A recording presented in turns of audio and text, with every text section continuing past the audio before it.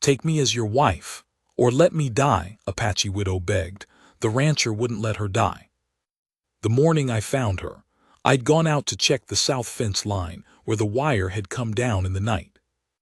That's the kind of thing you do alone, when you're the only man left on 300 acres and the cattle don't wait on your mood. The ground was still iron-hard from the cold, and I remember the grass was that brittle silver color it gets before the sun reaches it. I had my gloves on, but the cold came through anyway. I was 49 years old and I had been alone on that land for 6 years, and most mornings I didn't think about it. I just worked. I nearly rode past her. She was in the draw below the south ridge, half hidden in the scrub cedar. My horse shied first. Cooter had always been smarter about people than I was. I pulled up and looked down, and she was lying on her side in the dirt with her knees drawn up, and at first I thought she was dead. I sat there for a second just looking. Then I saw her shoulder move, just barely, the way something breathes when breathing takes everything it's got. I got down. She was Apache or had been living with them. I couldn't have told you which with any certainty then, and it didn't much matter. She had on a blanket that was more holes than wool, crusted along the edge with something dark and dried. Her feet were wrapped in hide, tied with sinew, and one of the wrappings had come undone. Her face was turned away from me. When I touched her shoulder, she flinched so hard she nearly rolled over, and her hand came up with a short knife in it, and she held it out at me, arm shaking, blade wobbling but pointed. I stepped back, gave her room. She turned her face toward me then. She was younger than I'd expected, maybe 30, maybe less. Her eyes were dark and set back deep, and there was a cut above her left eye that had swollen the whole side of her face. She was looking at me the way a cornered animal looks, not like she was afraid exactly, more like she was calculating what it was going to cost her to fight. I said, "I'm not going to hurt you." She didn't put the knife down. Her lips moved and she said something I didn't catch, Apache or maybe Navajo, I wasn't sure, and I knew about 12 words of either. Then she said, in English that had an edge to it like she'd filed it herself, "I cannot walk." "All right," I said. I didn't try to take the knife. I went back to Cooter and untied my bedroll from behind the saddle, and I shook it out and walked back and laid it down near her. Then I sat on the frozen ground about 10 feet away and I waited. She watched me. The sun came up slow over the ridge and the light changed from gray to that cold, pale gold. I could hear the cattle somewhere to the north, their low muttering. A hawk passed over us without looking down. After a while, she put the knife away. Not tucked in her blanket, she folded it and put it somewhere under her shirt where she could get to it fast. I noticed that. I thought, this woman has had to think about that before, where to put the knife so it's quick.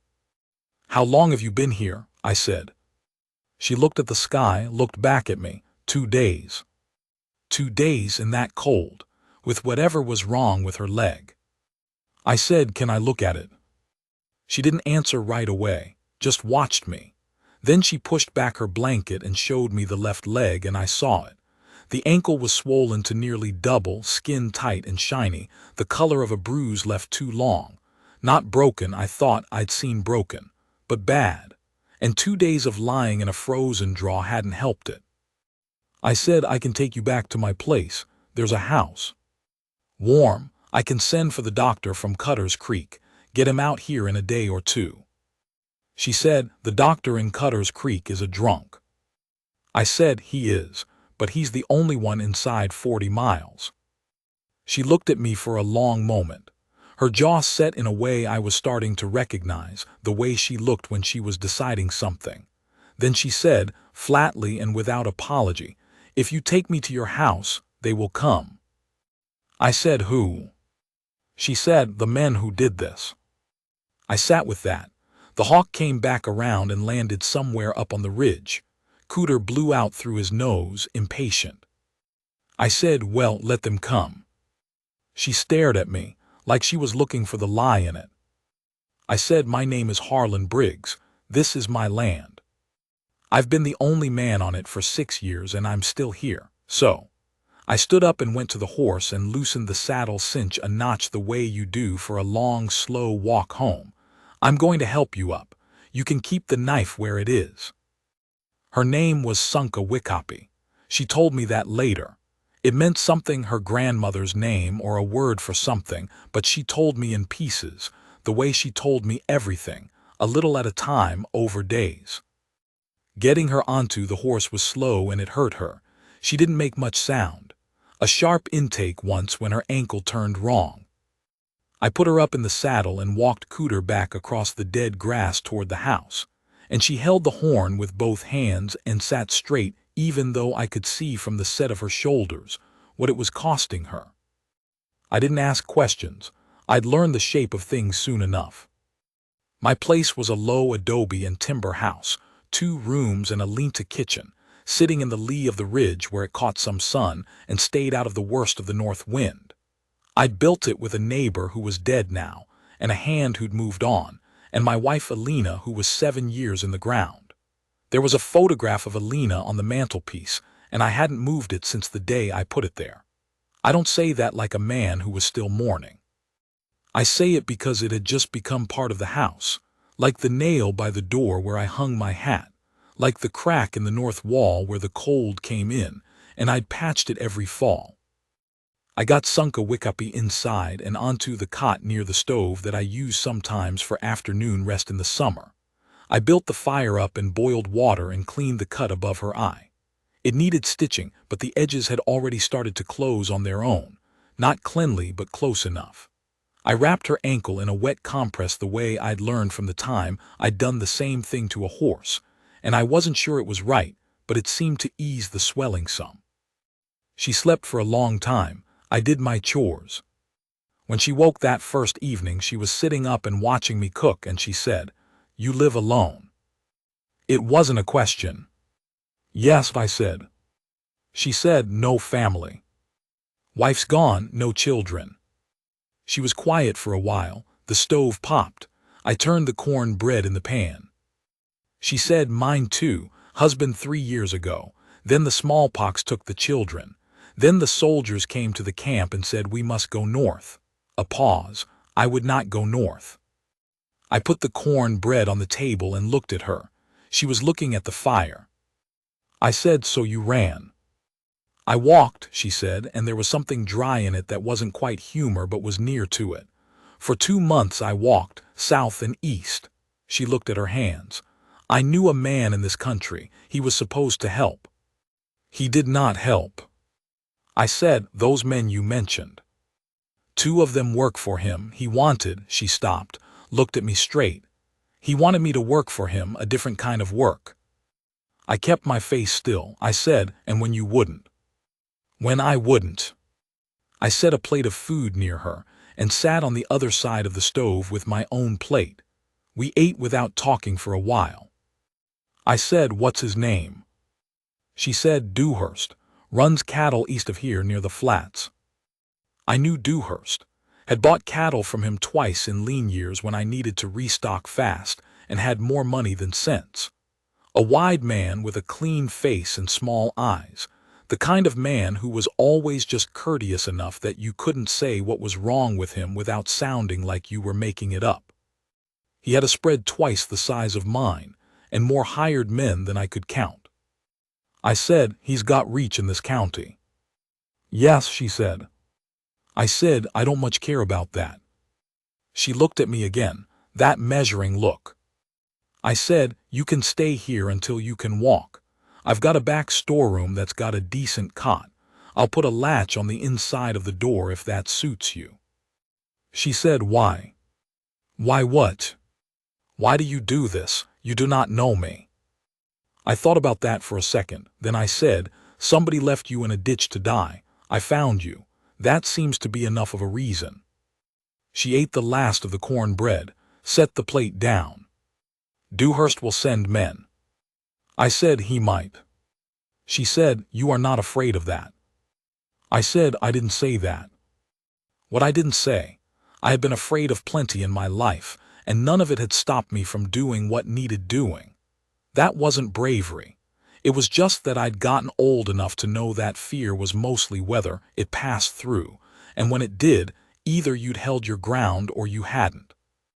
The second day she moved around the house carefully, keeping weight off the ankle, and I watched her take inventory of it the way a careful person does in a new place, where the windows were, where the back door was, how far the barn. She wasn't frightened. She was just thorough. I left her to it. On the third day, the first of Dewhurst's men showed up. I saw him from the kitchen window, one rider coming from the east at a walk, not rushing. That was Dewhurst's way, I knew, calm, deliberate, the kind of approach that said he thought he had the right. I put on my coat and went out to the yard and stood there. The rider was a lean man I didn't recognize, with a bay horse and a rifle across his saddle bow. He stopped about 20 feet back and looked me over. He said, "Mr. Dewhurst would like a word with you, Briggs." I said, "Dewhurst knows where I live." He said, "He's a busy man. He'd appreciate you coming to him." I said, "I'm a busy man too. If he's got something to say to me, he can come say it." The rider looked at the house, then back at me. "We heard you might have something of his." I said, "I don't have anything of Dewhurst's." He said, "The Indian woman." I said, "The woman on my property came to me hurt and I took her in. That's all there is to it." He said, "Mr. Dewhurst would see it different." I said, "Mr. Dewhurst can see it however he likes. Get off my land." He held still for a moment. That calculation a man makes. Then he turned the bay and rode back east, and I watched him go until he was over the ridge. I went inside. Sunka Wickopi was standing in the kitchen doorway with her knife in her hand. I said, "He's gone." She said, "For now." "For now," I agreed. I went to the back of the house, where I kept the Winchester and checked the load, and leaned it against the wall by the front door.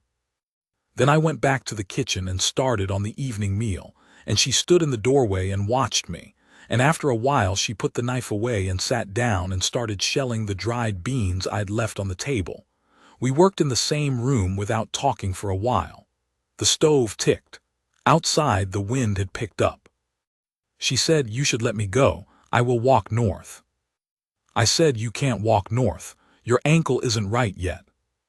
She said, "I have walked on worse." I said, "I don't doubt it." She was quiet for a moment. "I am trouble for you."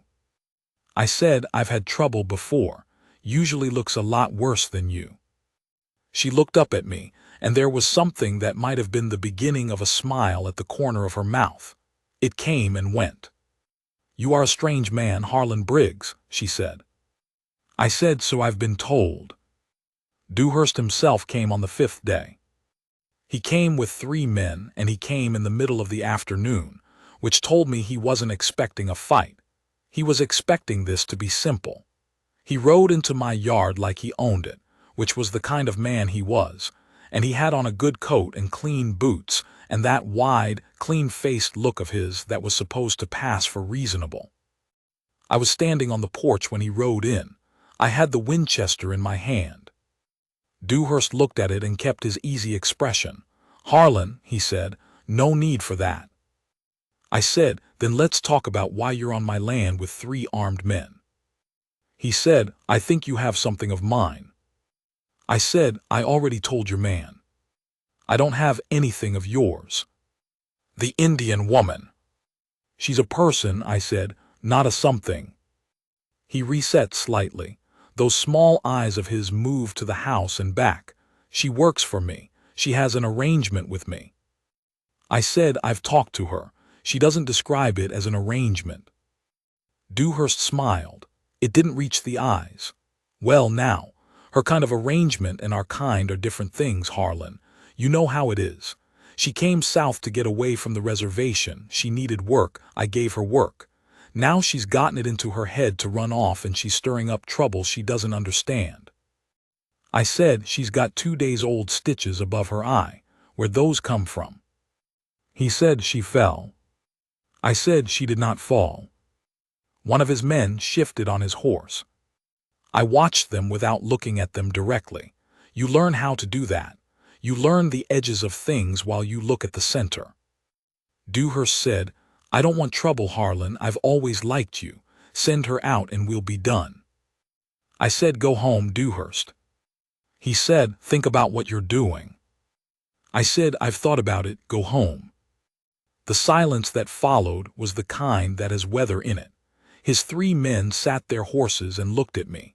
I stood on the porch of my own house with my Winchester, and I didn't move.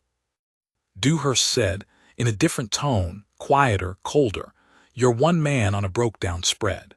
You want to make an enemy of me over a squaw woman who isn't yours and doesn't belong to you and never will. I said, she doesn't belong to you either.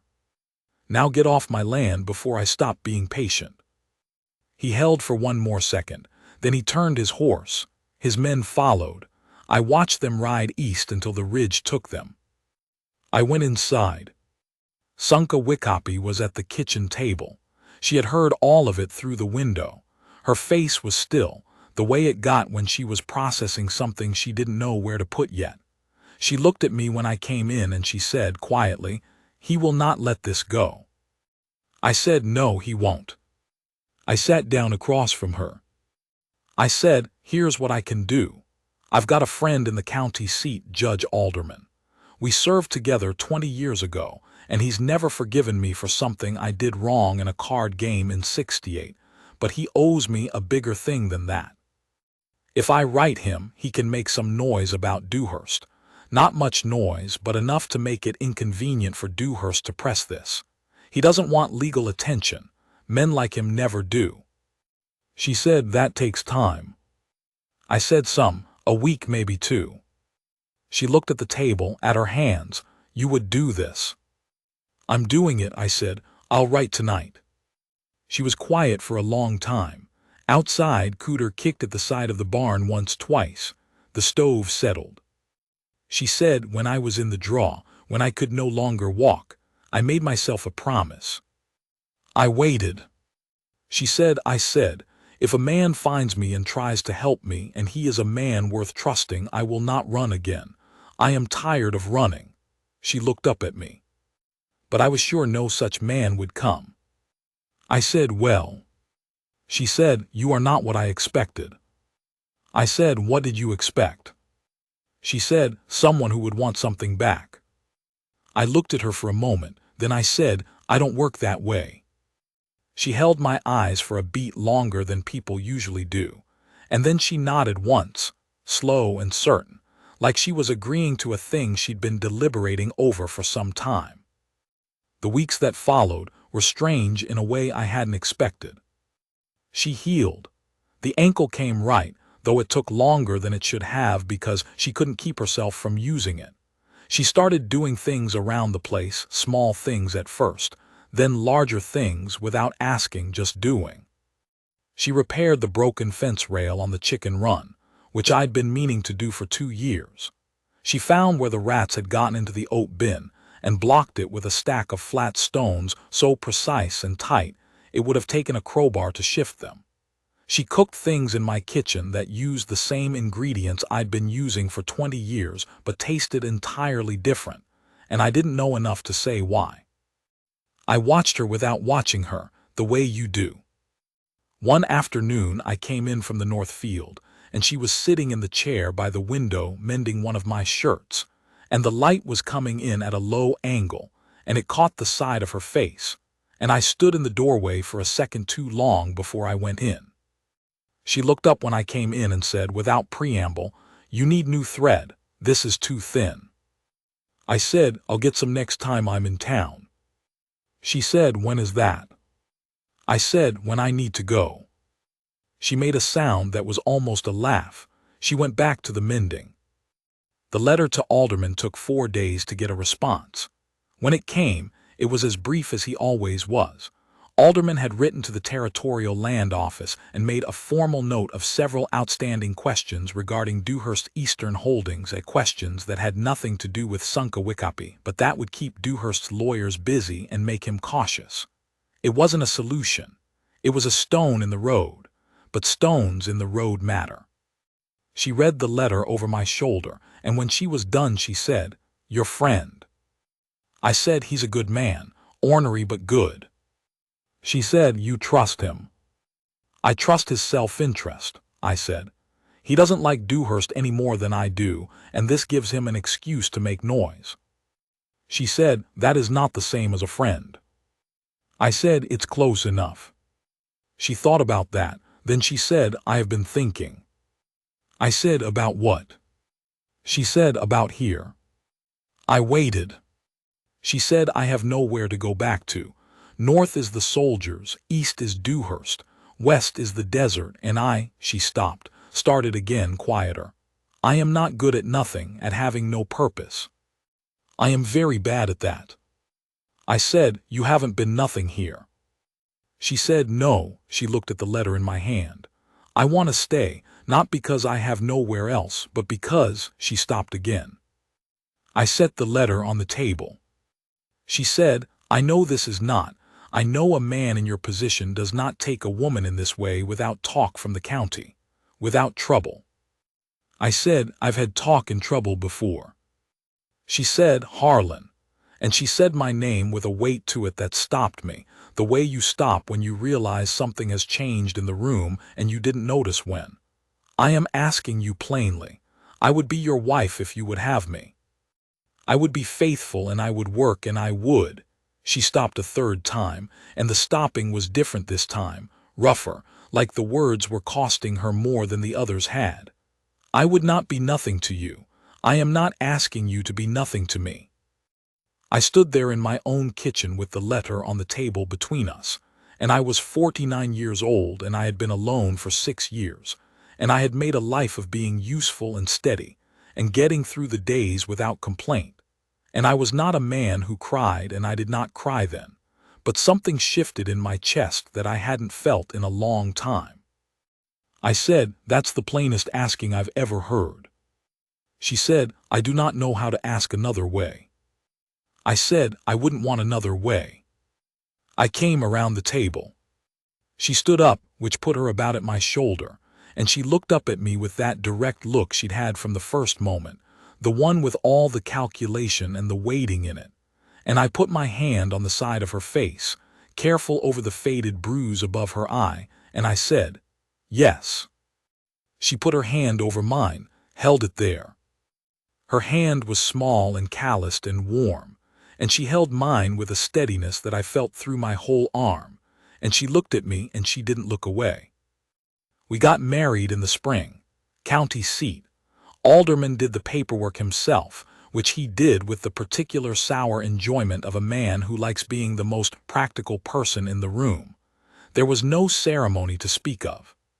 She wore a blue dress she'd sewn herself from cloth I'd bought in town, and she wore her hair down, which she didn't do often, and she looked, I don't have the right word for it.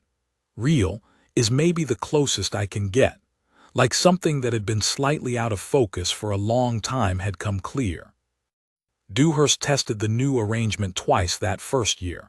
Nothing serious, a cut fence, a threatened hand. Both times it came to nothing. Men like Dewhurst move on to easier problems when the easy part is gone. I wasn't easy anymore, and she never had been. The ranch didn't get easier. Nothing about the land gets easier. But it got better. In the way a thing gets better when there's two of you instead of one. Not because the work is halved, but because the weight of it is shared. And that changes the quality of the days more than I can explain. I'm 63 now, telling you this. There's a photograph on the mantelpiece where Alina's photograph used to be.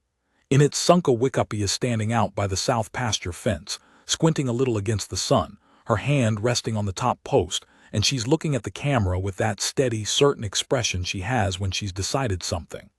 I took it the summer of our 3rd year, and the land is green behind her and the sky is enormous, and every time I look at it I think, she chose this. She chose me, not because she had to. Because she looked at what I was, and made her calculation and said yes. That means more to me than I know how to say, so I mostly don't say it. I just get up in the morning and go to work.